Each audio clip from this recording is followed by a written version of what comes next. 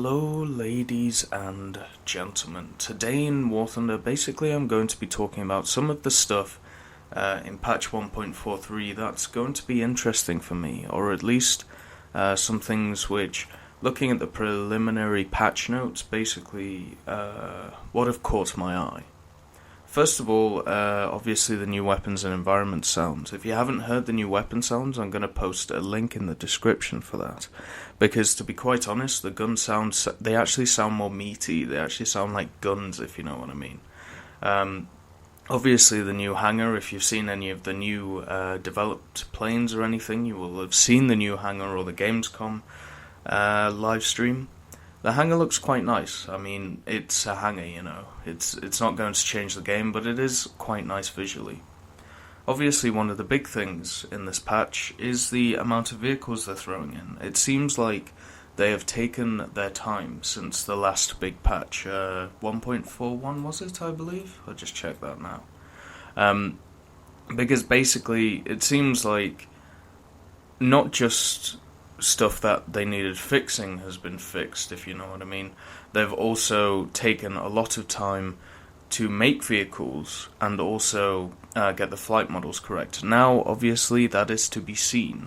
There's a lot of things that Gaijin have said is going to be right, but you never know until the finished product is here. Obviously, you can go on the dev server and such, but sometimes it doesn't even matter when it comes to little things, because they will ninja patch, they will bug fix without telling you, and stuff like that. So, if 1.43 does come out, just give it a few days, just to basically get ready, and then I would go on, because obviously it's going to get patched, because, well, there are going to be problems. If we look at the vehicles, the ground vehicles and the obviously the Russian and Germany ones, there's no sign of the American tanks, which is fine. I don't mind them concentrating on two nations before moving on to the next. I think that's the right idea to do. Basically finish two before we move on, because then you have a good basis to start from. Obviously, a lot of people want the American tanks, because, well, there are a lot of people who play the US in this game, but the thing is, I think they're going to be quite shocked when the American tanks come out, because they won't be as superior as some of the aircraft as they were. So basically, looking at the USSR, we have the ZSU-37, the ZUT-37, the ZSU-57-2, the T-35, the T-54 Mod 1937, and the T-3, which is the Panzer III Ausf J with a 50mm. It's going to be pretty crap, in my opinion. But if we look at them, there's obviously a huge emphasis on anti-aircraft here, which may be a good sign, because it may mean that we have less AA around the bases, and it's more down to players.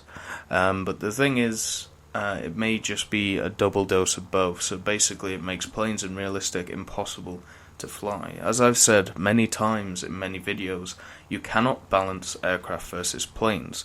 There is a reason why the Germans waited for bad weather on the Battle of the Bulge, because they knew that because the Allies had air superiority, if they advanced, they would get smashed, and the reconnaissance would be too good for them to make any headway.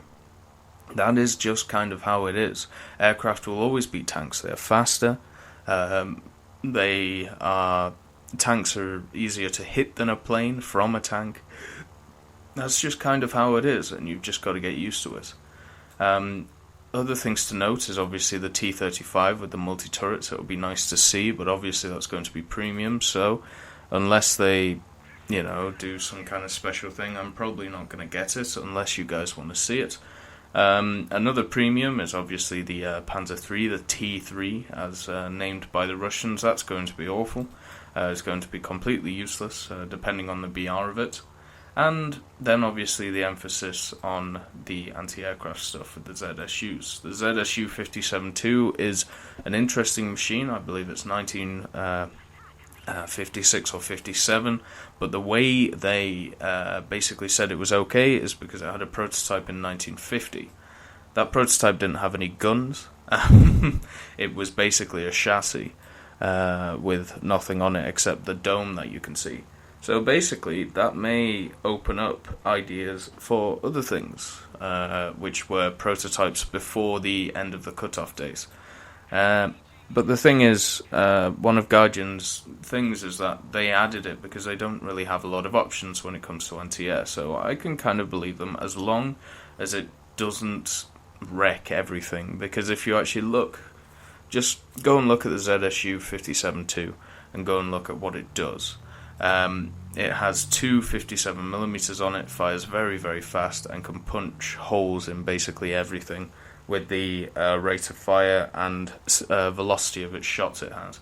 So, even though it has no armor, supposedly that balances it. But, as we all know, if you come up against an aircraft which is superior to yours, even though it's lightly armored, you're going to lose. If you're against an experienced pilot. Another thing is that we are adding another T-54, the Mod 1947, so that's going to be interesting to a lot of people who play high-tier German vehicles, and I'll tell you why that is. Basically, if we look at the German vehicles adding in, we are actually getting more German than Russian ones, which is quite nice. We're getting four types of Flak Panzer: the Wirbelwind, the Ostwind, the Kugelblitz, and the Kolien, I believe it is. And basically, the Wirbelwind and the Ostwind, I'm really happy to see, even though they'll be probably tier 4 or tier 3, than the Kugelblitz and the Kolien. It's going to be interesting with those two things. The Kolien is obviously a prototype, very much like the ZSU 57-2, but shorter guns, and hopefully it isn't used as a tank destroyer. I'm pretty sure it won't, but with a Panther's chassis, should be quite easy to take out, so we'll see. Then we have the Panzer II Aus H, the Panzer III Aus J with the 50mm, the Panzer IV Aus J, and the Panzer B4 Aus J, and the Marder III. Obviously, a lot of players are looking forward to the Marder III. It's a very iconic tank destroyer. Whether it'll be good in game or not, I don't think it will. It may be good in simulator. It's going to be awful in realistic because of planes, and in arcade, because of the spotting mechanics, you're not going to be in a good position. The Marder III does not have a very good turret traverse, basically. It obviously doesn't have a turret, but I mean, okay, gun traverse would be a better word for it. So you have to line up with your enemy. And then we have a Stug 3 Aus G, another Stug. That's going to be an interesting machine. It's quite heavy on tank destroyers, this line, but also heavy on AA.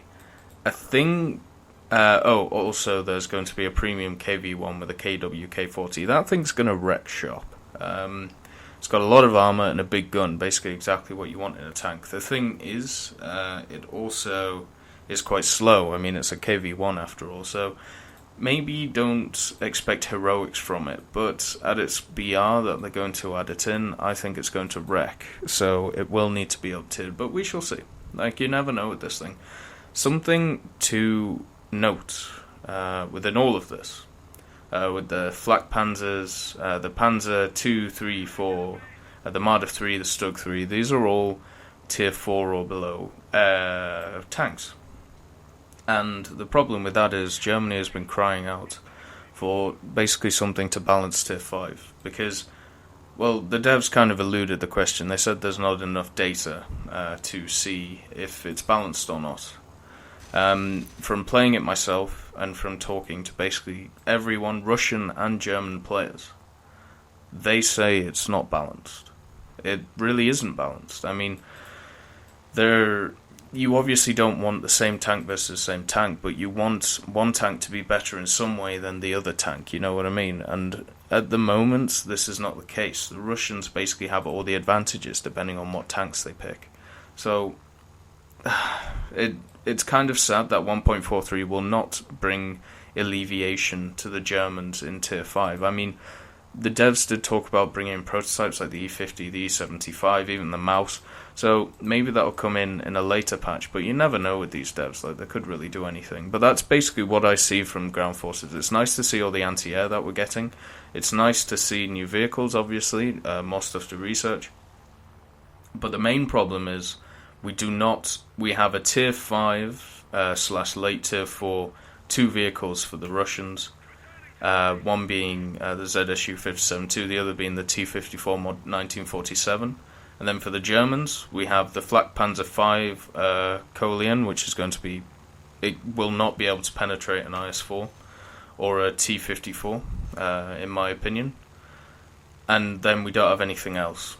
So Germany, I believe, is going to get pretty good Tier 2, Tier 3. But then after that, it's going to be it's going to be awful for them. I would even say there's no point in playing it.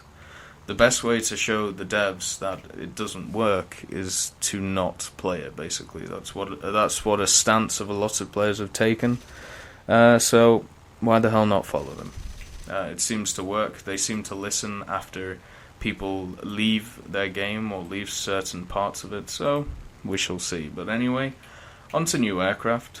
It's nice to see that we actually have a balance between most of the nations, except for Japan. Japan has a ton more aircraft coming out than everybody else, and I tell you what, I'm happy about that.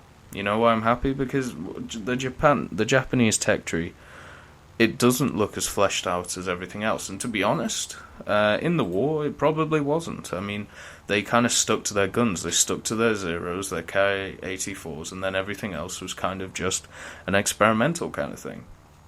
But it is nice to see that we are getting some of the powerhouses of the Japanese, or at least what a lot of players think were the powerhouses, basically prototypes and stuff like that, which never really sorted out. But anyway, let's just start off with the Americans. The Americans probably get a bit shafted, kind of like the Germans in this patch, but the thing is, the Americans and the Germans have decent tech trees already, and also for the Americans, even if you don't think the tech tree is that fleshed out, the supposed release tree, or whatever it's called, like the plan tree, basically, there's a lot of vehicles coming from America. I mean, this patch, it basically satisfies you. I mean, you have the F7 F1, the B57A, and by the way, this is preliminary patch notes, so it may not happen. So the F7 F1 and the B57A, obviously two late tier aircraft, probably going to be tier 4. The B57A probably will be tier 5, but it's not going to be on the same level as Sabres. It's probably going to get something like a Panthers BR, something like 7.0. But you never know. The Tiger Cat's going to be a weird one to balance when it comes down to it. I think it's probably going to be 6.3, 7.0 once again.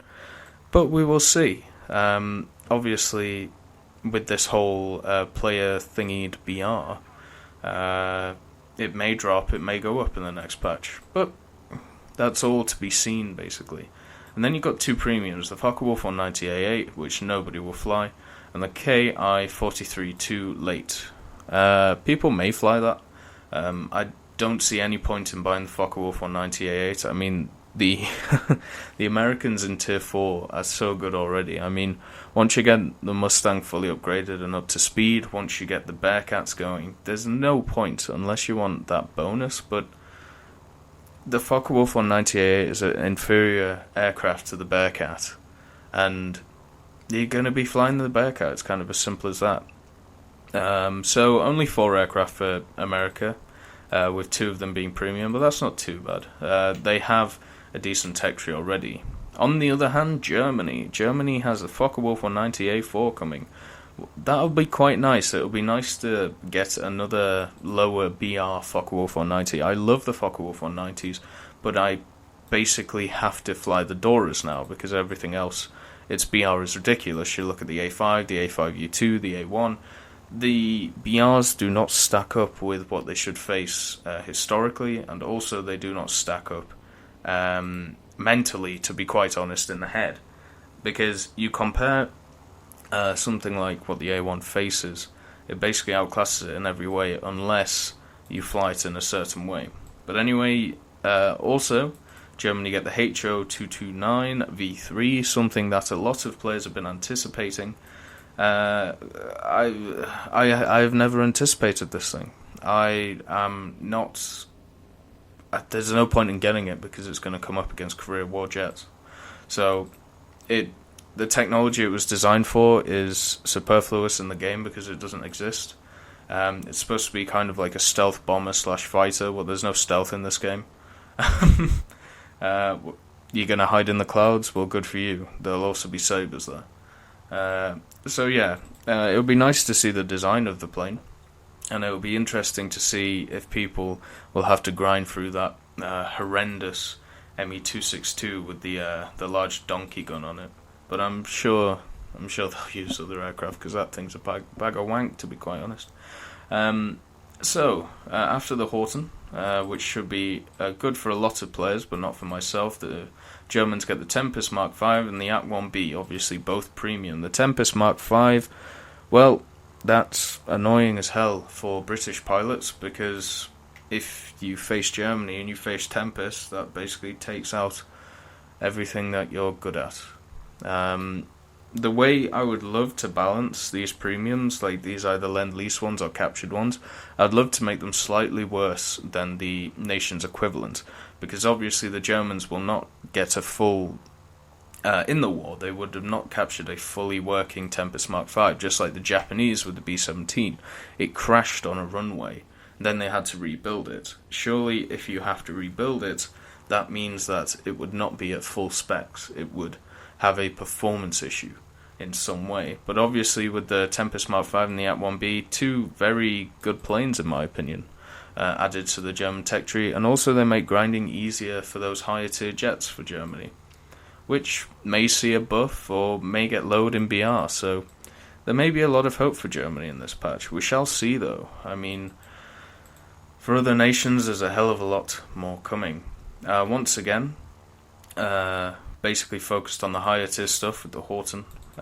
So it looks like basically every nation, when it comes to aircraft, they're definitely focusing on the higher ones, except for the Russians, which we'll get onto. So the Russians, we have the I-16 Type 5, a pointless aircraft, unless you fly lower tiers. The Yak-1, which will be hopefully awful, which it was in real life until it was modified into the Yak-7B and the Yak-1B. The Yak-9, which should actually be okay, but pretty dire with its armament. The IL-28, which is going to be a godlike mothership, and the P-47D USSR Premium. Now, we all know how abused the German Thunderbolt is, so it'll be nice to see how abused the Russian one is, to be quite honest. It may even have bombs and rockets as well, since it's, I'm guessing they're classing it as a Lend-Lease aircraft, but we shall see. We'll see how abused it is. I think it's going to be absolutely abused to high heaven. The IL-28, if you haven't looked it up, I'll put a link in the description. Sorry about that. I'll put a link in the description. It will be a mothership unless it faces sabers, and then it'll get seal clubbed. So it's going to be one of those aircraft which will not be balanced properly, and that's just kind of how it is. Britain, we get the Lancaster Mark I. Wonderful stuff, 50 cals for the win. Canberra B Mark II, which is basically just a slightly worse version of the B-57A. The Venom FB Mark IV, which I don't know a lot about, but it seems to be a better Vampire, basically. And the PBY-5A RAF. I wish the PBY-5A was not a premium aircraft, but I'm guessing it's going to be, since it was, first of all, American. But overall, once again, we're looking at higher tier for Britain. Lancaster Mark I, high. Canberra B Mark II, going to be hopefully slightly less than the B-57A, but knowing Gaijin, it will be the same. The Venom FB Mark IV, you're looking at BR of 8.0 probably, or around there. And then the PBY, I suppose, is a low-tier premium, just like the Yak. The Yak-1B will be for Germany. But it'll still be fun. Maybe they'll put Vickers in it or something like that and make it absolutely useless. Welcome Boston. Yeah, compare the Boston to the Havoc, and maybe that'll be like the PBYs. But they'll probably just copy it over, as they do a lot of aircraft. So with Japan, Japan has an interesting lineup, let's just say. A lot of the aircraft which have been added in, or are going to get added in, are going to be prototypes, which will make Japanese pilots very happy, because in the war, basically, Japan stuck to its guns. There wasn't... Even though they had a lot of prototypes, there was a lot of what would be the word? Something like arguments, or there was a lot. They basically wanted to stick to the norm, if you know what I mean. Like, they didn't want to change. So it will be nice to see all these aircraft and maybe make Japanese high tiers competitive. May lower the BRs of the KI 84s and even the A6 M5s, which are they're just ridiculous right now when it comes to BR. So we got the KI 27 Otsu, the KI 43i, two aircraft which are lower tier, and to be honest, they're going to bolster the lower tiers, but the Japanese they have the Hayabusa, so I don't know why they need anything else. The J7W1, which is going to be an interesting aircraft, the Kitsuka, and then you have basically three variants of an ME-262, which are also bomber variants. So that's going to be interesting. And then you got the B-17E, a captured Japanese B-17. Yeah, that's going to suck for a lot of people. But it will be nice to see if American players start complaining about the B-17. It will depend on the price of the thing. But it will be quite interesting if American players turn around and go, oh, we can't deal with this bomber spam. And then everyone on the forums will just turn around and say, well, we've been dealing with it for, half a year or a year or so get bloody used to it. That'll be interesting. But apart from that, all good signs for Japan. It's nice to see the flesh tree, the flesh tree, the tech tree getting fleshed out. But it will all depend on BRs, really. The R2, Y2, Kai V1, and then the V2 and V3, they're going to be interesting BRs. And I'm not really sure where they're going to go on the tech tree, apart from after the KI-102. The Kitsuka is going to be pretty good, but once again, we shall see where it is on the tech tree. And what it will face, I think, is the bigger question for Japan, not about raw power. Because basically a lot of these, with the R2-Y2, the Kitsuka, the B-17, most of them are basically German replicas and then an American one. The other ones are all over the place when it comes to design and stuff. But we shall see. Also new camouflage and the decals, and then many improvements to the flight models. Well, it's another one of those very vague things which doesn't really mean anything unless they tell you exactly what planes they changed or how they changed them. So I'm not going to hold out any hope for that because I think it's a silly idea. They're also adding in new locations and missions: Mozdok, Poland, Norway, Tropical Island for aircraft. So that's going to be awesome, and it'll be nice to see if they put in the physics they were talking about, the destructible terrain and everything. And if they put that in, that'll be sick. Like, I'll just play around with that in a custom game all day, see like the interactions between stuff, but I don't think the physics is there yet. And then the interface changes. Obviously, the armor inspector is going to be in. The tank shell effects on the armor are now described in more detail. The replay view interface has been significantly changed and improved, so that might be really good for me if people want to send in replays and stuff. And then spectator view screen has been significantly reworked. Once again, all these things are very vague and don't really talk about what they're actually going to do. But the thing is, it's always nice to get changes anyway. Obviously, you want them to be good, but sometimes they can't be good, Sometimes you've got to take one step back before you take two steps forward. But overall, it's going to be a good patch, and it's definitely been a long time coming. A lot of players have left the game, basically because of unfairness in their eyes, and maybe this will bring them back. And I hope it does, because War Thunder at the moment for me is probably the best flight sim out there, which I don't have to put my heart and soul into. I can basically play a game and then leave, and then play a game and then leave, if it be arcade, realistic, or simulator. It depends on my feelings at the time. Obviously, a lot of flight models and damage models are kind of bonked, and hit detection is a big thing in my view, which needs to be looked at. But the thing is, stuff like this makes me happy, because it makes me think we're pushing forward. You still have to remember this game in general is quite a young game when it comes to stuff like this. And there haven't been many games which have tried to do what Gaijin is doing right now. So basically, it is good that all of these changes are coming. There's not anything that looks bad to me as long as they get it all right. And hopefully they've learned from their mistakes in the past.